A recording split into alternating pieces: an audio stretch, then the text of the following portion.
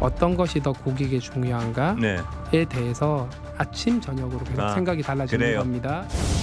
제가 하정우 수석에게 AI 안성맞춤형 국회의원이 당신이다. 그러니 결심해달라라고 제가 설득을 했습니다.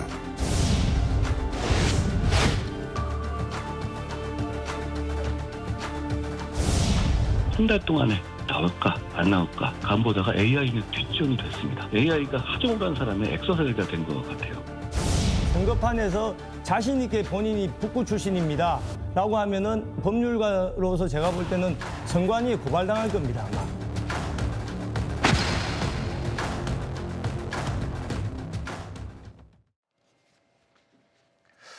오늘 저희 채널의 정치 시그널에서 개혁신당 천하람 원내대표가 이런 말을 했습니다.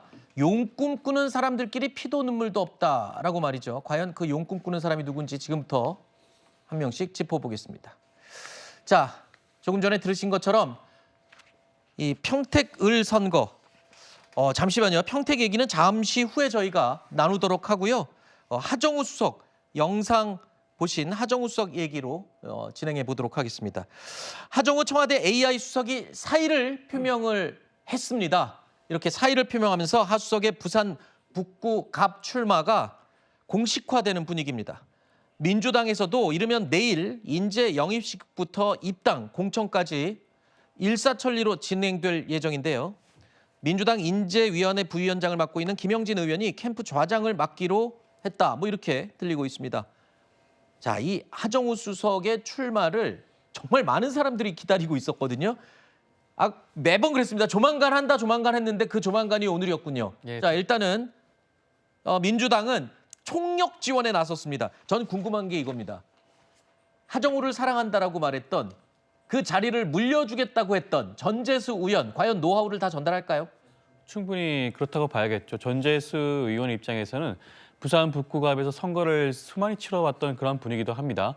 3번 떨어지고 3번 당선됐던 그런 이력이 있는 분이시기도 하고요. 본인의 지역구를 사실상 넘겨주게 되는 것이 하정우 수석이라고 한다면 더욱더 그 역할에 충실을 할 것으로 보여집니다. 지금 전재수 의원 같은 경우에는 부산 북구갑을 그냥 떠나는 게 아니죠. 부산시장 후보로 출마를 한 것입니다. 부산시장 선거 운동을 같이 하면서 부산 북구갑에는 하정우 수석과 함께 선거운동을 할 가능성이 굉장히 높겠죠. 그렇다고 보면 굉장한 시너지 효과가 날 가능성이 굉장히 높아 보이는 것이고요. 전재수 의원뿐만 아닙니다. 민주당 당 차원에서도 이번 부산 북갑이 가지고 있는 상징성이 굉장하기 때문에 당 차원에서 전략적으로 굉장히 공을 들일 가능성이 굉장히 높아 보이죠. 그렇기 때문에 김영진 의원이 캠프의 좌장 역할을 만다는 그런 말까지 나오고 있지 않겠습니까? 그렇기 때문에 이번 부산 북갑 선거에 임하는 하정우 수석에 대해서는 민주당 차원에서 전략적인 그런 지원이 있지 않을까라는 생각이 들 수밖에 없을 것 같습니다. 네. 일단 먼저 북갑 대전, 이 북갑 대전의 빅매치에 뛰어들었던 인물은 바로 한동훈 전 대표죠. 제일 먼저 뛰어들었습니다. 이 한 전 대표, 하정우 수석의 이 참전 확정 환영한다라는 입장을 밝혔습니다. 왜 환영할까요? 이유를 들어보시죠. 이재명 정권에게 AI라는 것은 재보궐 선거의 후보 발사대 같은 것이었습니다. 본인이 결정이 아니라 본인이 이재명 대통령이 시키지 않으면 안 나가겠다 이렇게 얘기했었잖아요. 그렇게 얘기한 순간 본인의 출마는 이제 이재명 대통령의 대리전을 치르러 나오는 것뿐이거든요. 제가 이재명 대통령과의 대리전을 성격인 이번 선거를 통해서 잘못을 명확하게 드러내고 실제 민심을 반영하는 기회로 삼겠습니다. 저는 나오는 거 환영합니다. 자, 대통령이 결정을 해야 출마한다. 이 얘기를 여러 번 반복했었죠. 하정우 수석 이야기입니다. 그런데 진짜 출마를 한 걸 보니 그렇다면 이재명 대통령의 지시 또는 결정이 있었던 거 아니냐. 이 얘기인 겁니다.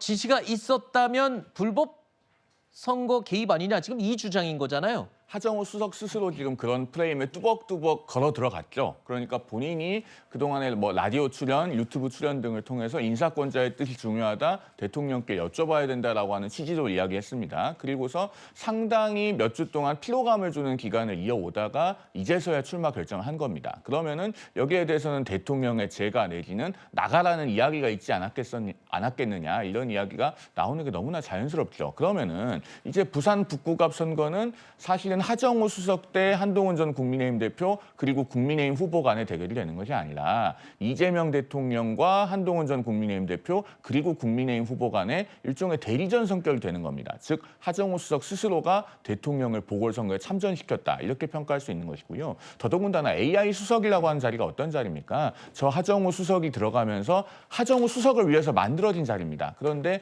10달 만에 국가의 100년 대계라고 하던 그 AI 3대 강국 도약으로서의 모든 계획들을 접어두고 자리를 박차고 2년짜리 보궐선거가 나온다. 글쎄요, 이것이 얼마나 큰 명분이 있는 것인지 오늘 아침 조간을 보면은 조선일보, 중앙일보, 동아일보, 한국일보까지 주요 신문들이 일제히 비판하고 있는 것을 볼 수 있습니다. 이 네. 부분에 대해서 하정우 수석의 답변이 간단치 않을 것으로 보입니다. 네. 이게 전략이었던 겁니까? 아니면은 전략적 미스였던 겁니까? 하정우 수석 훌륭한 사람인 거 인정합니다. 그렇다면 조용히 결정을 하고 나와도 됐을 법한데 대통령을 언급하고 그리고 시기를 늦추고 이러다 보니까 결과적으로는 대통령이 너무 나선 게 된 거예요. 아니요, 뭐 전혀 그렇지가 않고요. 안 그래요? 대통령의 참모들은 어쨌든 이제 뭐 회사죠. 청와대를 그만두려고 하면은 대통령이 재가가 있어야 되는데 그거 가지고 대통령이 출마시켰다고 이야기하는 거는 너무 논리적인 비약이다. 이렇게 말씀드릴 수 있을 것 같고요. 그리고 한동훈 전 대표가 하정우 수석과 자신의 대결이 마치 이재명 대통령과의 대리전이라고 이야기를 하고 있는데 네. 그 대리전의 결과가 어떨까요? 만약에 이재명 대통령의 지지율이 낮다고 하면은 그 대리전 구도로 가는 게 한동훈 전 대표한테 유리하다고 볼 수 있겠죠. 근데 지금 이재명 대통령의 국정 지지도 얼마나 높습니까? 뭐 그렇게 봤을 때 만약에 실제로 본인이 이재명 대통령과 1대1 대리전을 한다고 하면은 누가 이기겠습니까? 네. 지금 한동훈 전 대표는 과거에 총선에서도 그때 이재명 당대표였고 그때 당시에 국민의힘을 이끌던 사람이 그 한동훈 전 대표였습니다. 그리고 지난 대선도 마찬가지죠. 그렇게 따지고 보면은 네. 결국에는 이재명 대통령과 3패했던 거예요. 2전 2패였나요? 근데 지금 다시 부산에서 이재명 대통령과 대리전을 하겠다? 저는 한동훈 전 대표의 전략도 참 미스했다 이렇게 봅니다. 알겠습니다. 자, 이렇게 하정우 수석에 대해서 견제를 하고 있는 한동훈 전 대표를 두고요. 민주당에서는 또 이런 해석을 내놨습니다. 민주당에서는 장동혁 대표가 오히려 하 수석보다 한 전 대표가 북구갑에서 당선되는 게 더 싫고 경계가 될 거다라는 말을 하는 겁니다. 그러니까 한 전 대표의 정치 복귀가 장 대표에게는 굉장히 안 좋은 결과를 낳을 거다 뭐 이런 지적인 건가요? 누구나 그렇게 쉽게 예상할 수 있지 않겠습니까? 네. 지금 한동훈 전 대표를 당원 게시판 사건을 빌미로 해서 제명 조치를 한 것은 사실상 장동혁 대표라고 볼 수가 있겠죠. 많은 분들 그렇게 생각하고 있는 거 아니겠습니까? 그럼에도 불구하고 이번에 부산 북구갑을 통해서 당선이 된다고 한다면 국회로 복귀하게 되겠죠. 네. 무소속이긴 하지만 국회에 복귀하는 순간 아마 국민의힘 내부에서 어떻게 보면 보수를 재건하는 친한계를 중심으로 하는 그런 세력의 구심점 역할을 할 수밖에 없을 것 같습니다. 그러려고 지금 출마한 거겠죠. 그렇죠. 그렇게 된다고 한다면 그 장동혁 대표 입장에서는 본인의 입지가 굉장히 난처하고 위기에 네. 처할 가능성이 굉장히 높겠죠. 그렇다고 한다면 한동훈 전 대표가 국회에 복귀하느니 차라리 이미 부산 북구갑의 경우에는 전재수 의원의 지역구였어요. 민주당 의원이 차지하고 있던 지역구였으니 차라리 그 지역은 포기하는 게 낫겠다라는 생각을 저는 장동혁 대표가 충분히 할 수 있다고 보고요. 그렇기 네. 때문에 부산 북구가 국민의힘 후보로는 끝까지 완주할 만한 그런 후보를 내세울 가능성이 더욱더 높아지는 게 아닌가 싶습니다. 알겠습니다. 이 내용에 대한 반론은요. 요거 듣고 제가 기회를 드리겠습니다.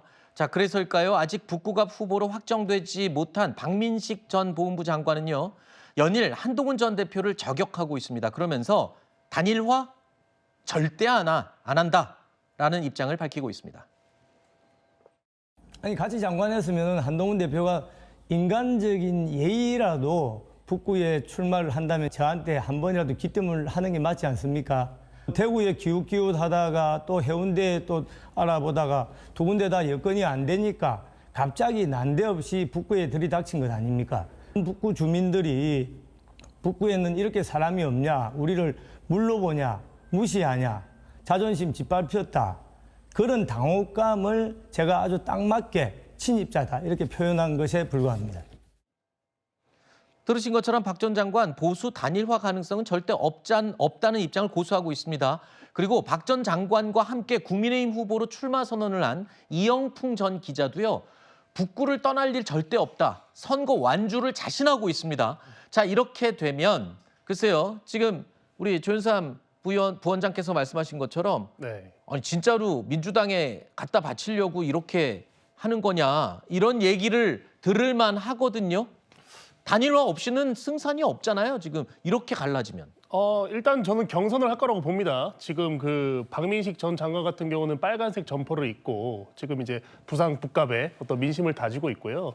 아까 영상에 보니까 이제 한동훈 전 대표 같은 경우는 이제 흰색 셔츠를 입고 선거 운동을 하더라고요. 네. 근데 이게 뭐가 있냐면 지금 전제부터 조금 저희가 잘 잡아야 되는 것이 뭐 모든 후보가 뭐 출신부터 행적이 100% 완벽할 수는 없어요. 근데 적어도 지금 저 이영풍 전 기자와 박민식 전 장관 같은 경우는 국민의힘에 네. 들어와서 국민의힘 후보로 내가 최종 후보가 되겠다라는 것이고 네. 한동훈 무소속 후보는 말 그대로 무소속입니다. 네. 그리고 당에서 제명된 지 불과 6개월도 안 된 상태입니다. 네. 그러면 이 상황 속에서 당의 지도부 그리고 유권자의 눈높이로 봤을 때 내가 국민의힘 후보 그리고 보수 진영을 지지하는 후보자라면 어떤 후보한테 표를 줄 것인가. 저는 이런 차원에서 박민식 전 장관이 조금 선두를 잡고 앞서 나가고 있는 형국이다. 지금 현재 나오는 여론조사보다도 앞으로 벌어질 어떤 전국 속에서 국민의힘 후보, 보수 후보 단일화가 됐을 때는 네. 아무래도 박민식 전 장관한테 힘이 쏠리지 않을까 아하. 싶습니다. 그렇군요. 선거는 워낙 변수가 많아서 어떻게 될지 모르겠습니다. 더 지켜보겠습니다. 그리고 이런 비판과 지적에 한동훈 전 대표도 가만히 있지 않았습니다. 박민식 전 장관을 향해서 그렇다면 북구를 그렇게 사랑하는데 북구를 왜 떠났냐? 그 이유를 설명해봐라 라면서 또 목소리를 높였습니다.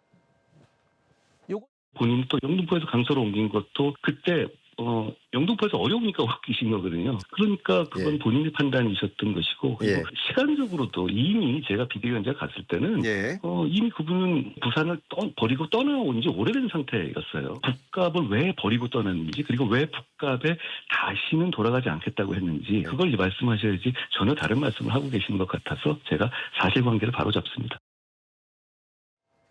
자, 부산 북구갑 정말 뜨거운 이 관심 지역으로 떠올랐죠. 앞으로 어떻게 될지 계속 지켜보겠습니다.